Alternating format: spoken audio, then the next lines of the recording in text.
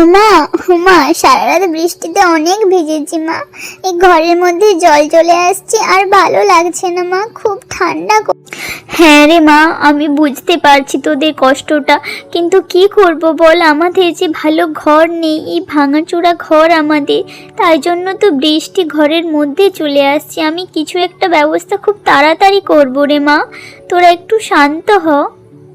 টুনি তার দুই ছানাকে নিয়ে একটি ভাঙাচোরে ঘরে বাস করত। টুনির স্বামী অনেক আগেই মারা গিয়েছিল, তাই তাদের অবস্থা খুব একটা ভালো ছিল না। তারা অত্যন্ত গরিব ও দুঃখী ছিল। তাদের মাথাতে ভালো করে একটা ছাদও ছিল না। ওমা, এই বৃষ্টি তো থামছেই না দেখছি। এখানে তো আবার শিলা বৃষ্টি শুরু হলো মা। এরকম চললে তো আমরা মারা পড়বো মা, আমরা তো আর বেশি দিন বাঁচবো না। তুমি কিছু একটা করো মা, আমাদের খুব কষ্ট হচ্ছে।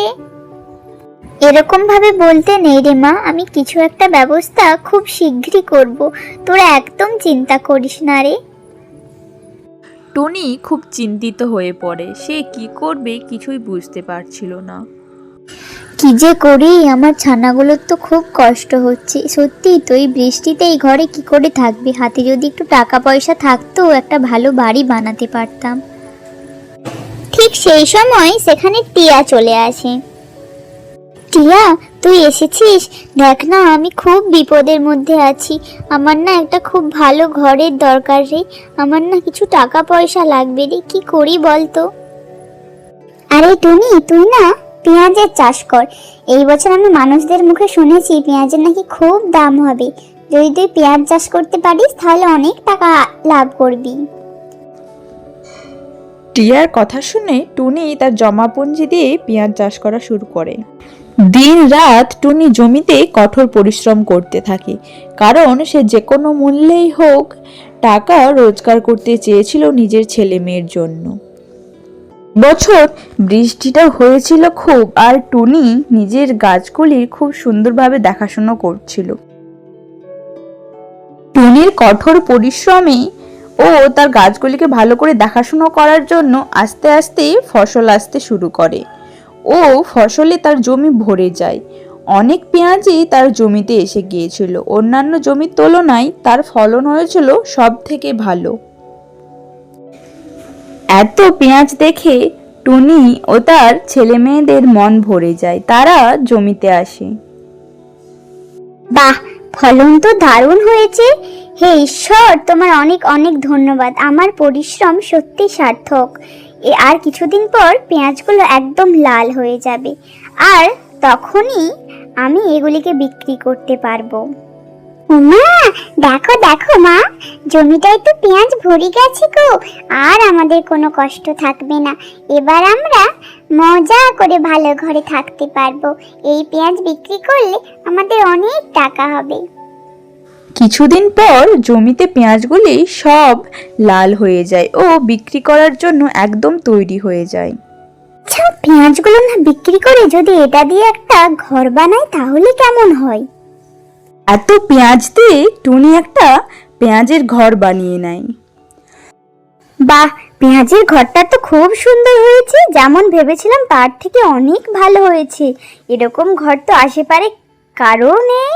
যাই যাই, তাড়াতাড়ি ঘরের ভিতরে যাই। ঘরটা কিন্তু খুব সুন্দর হয়েছে। সত্যি মা, আমরা কি দারুণ ঘর বানিয়েছি। পেঁয়াজের আবার ঘর, ঘরের ভেতরটা দেখো মা, কত সুন্দর। এরকম ঘর সত্যি কারো নেই। খুব সুন্দর ঘর হয়েছে, আর আমাদের কোনো কষ্ট থাকবে না। টুনির এত সুন্দর ঘর দেখে আশেপাশের কাকিরা হিংসা করতে থাকে। দেখেছো তুমি, টুনির ঘরটা কত সুন্দর হয়েছে। ওর মতো ঘর আর কারোর নেই। ও পেঁয়াজ দিয়ে ঘর বানিয়েছে। হ্যাঁ দেখলাম, কিন্তু অত পরিশ্রম কে করবে? চল, আমরা তো অত পরিশ্রম করি না, আমরা তো লোকের চুরি করি। আজকে যাব ওখানে।